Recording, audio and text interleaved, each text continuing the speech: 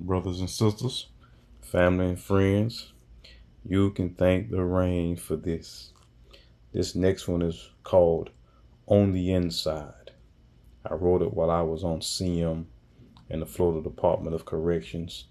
Spent 2.5 years, 2.5 long years in solitary confinement because I was much too belligerent for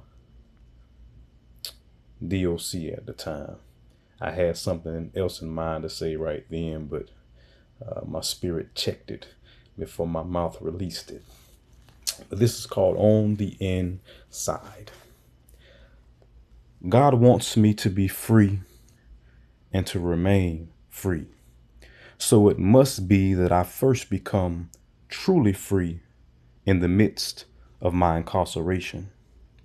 To be shackled in spirit is to invite enslavement of every sort: physical, emotional, mental.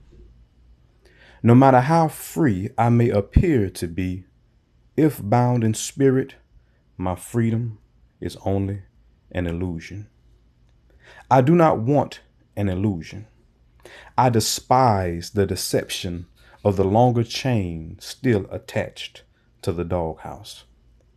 Such freedom is only a reprieve from the manacles of monotony and mediocrity, lasting only as long as it takes one to find his way back to the revolving doors.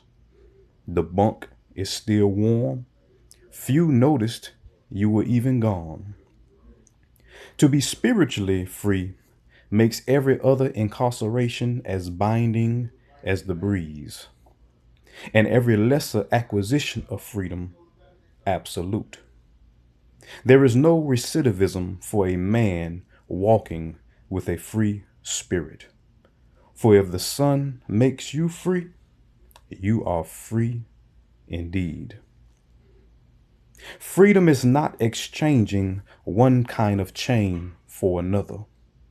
It is removing every chain at once or in degrees, and learning to live in liberty, lest liberty itself becomes a bondage.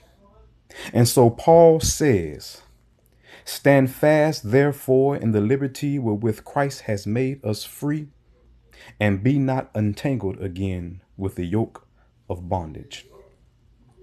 I am still in prison precisely because there are things in me that still have an affinity for the allurements of Egypt.